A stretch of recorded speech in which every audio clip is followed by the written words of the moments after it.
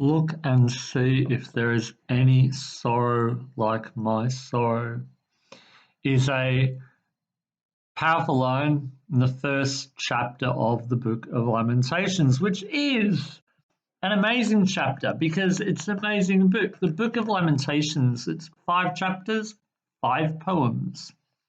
And the first 4 poems are alphabet poems, in that, in the original Hebrew, the first letter of each line is each subsequent letter of the alphabet. Why does it do that? Well, I think it is an indication of completeness. And in this first poem, the first chapter of the Book of Lamentations, we see a lot of completeness. We see a lot of completeness of sorrow and woe. But that is not all. More on that later. In the meantime, let us consider the context in which the Book of Lamentations was written. The year 587, and Jerusalem, the holy city, and the temple, the dwelling place of the Lord on earth, was destroyed by the Babylonian armies. Just rubble left. And what, about 20,000 people? Maybe about a quarter of the population of the kingdom of Judah was forcibly deported into Babylon, including the king. The end of the monarchy, the end of the temple worship. It's like the end of the world.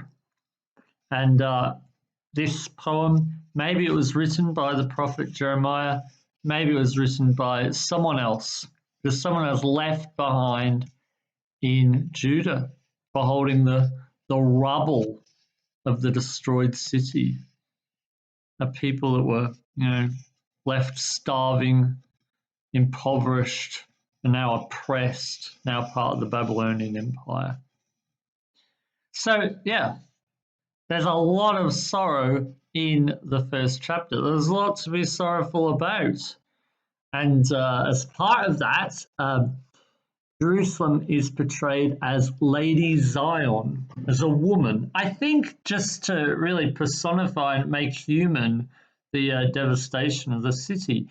And in the first chapter, we even hear personified Jerusalem, Lady Zion, speak. We hear her calling out to God, and we hear her speaking directly to us, talking about her horrendous situation. So some key elements of her situation is her concept of a world turned upside down.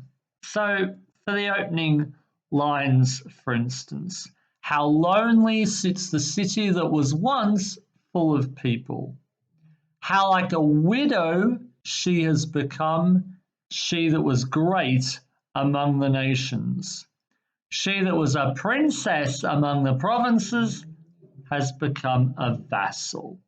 So everything was great, wonderful, wealthy Jerusalem. Everything's been turned upside down. It's all reversed. And as a result, the ways of the old are no longer relevant. It talks about citizens of Jerusalem, they trade their treasures for food to revive their strength. So their previous wealth, their previous glory, it's now worth nothing, nothing. Having to sell off their gold to get food. And the priests are desperately searching for food, they who used to have so much glory and privilege.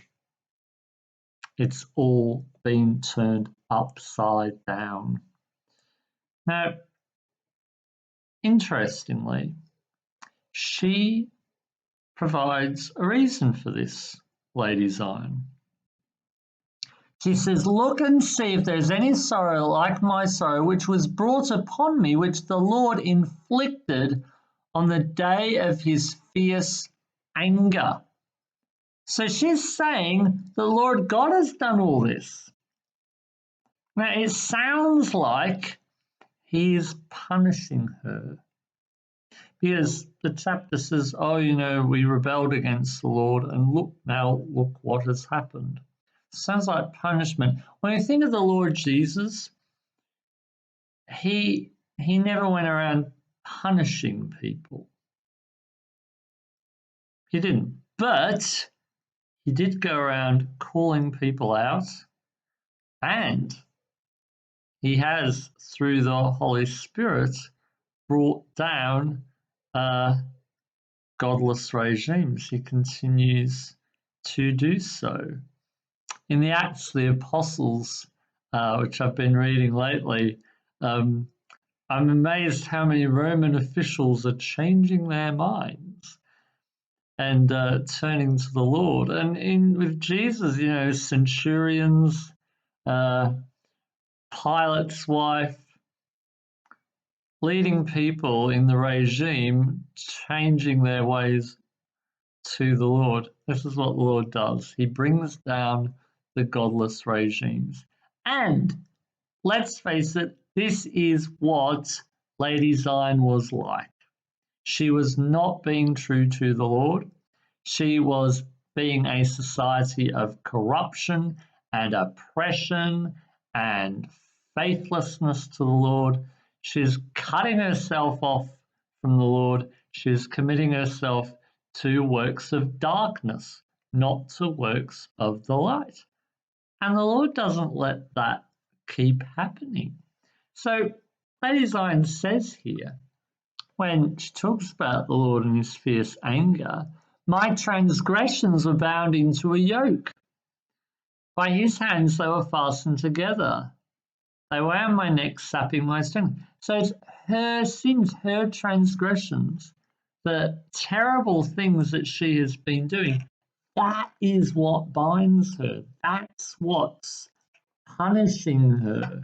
What she has done, she's brought it all on herself. So she has. So she's reaping the rewards. As a man sows, so shall he reap. That's not through God punishing, not through Jesus punishing, but Jesus standing for the light, bringing down the darkness. So she's been brought down for it. Now this is where the hope comes in. The climax of the poem, the final lines are this. Bring on the day you have announced. She's talking to the Lord. Bring on the day you have announced, and let them, they're her enemies like the Babylonians, let them be as I am. Let all their evil doing come before you and deal with them as you have dealt with me because of all my transgressions. So she's saying, the kingdom of Judah has fallen because it rejected the ways of the light, the ways of the Lord. Well, therefore, the empire of the Babylonians is also going to fall because they are not acting in goodness and kindness at all. They're servants of darkness, so the Babylonian Empire will fall.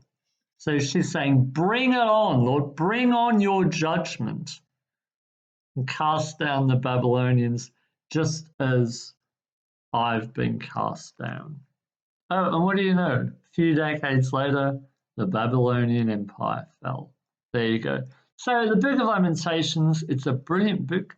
There's a lot of sorrow in it, but there's a lot of hope as well, a lot of saving judgment.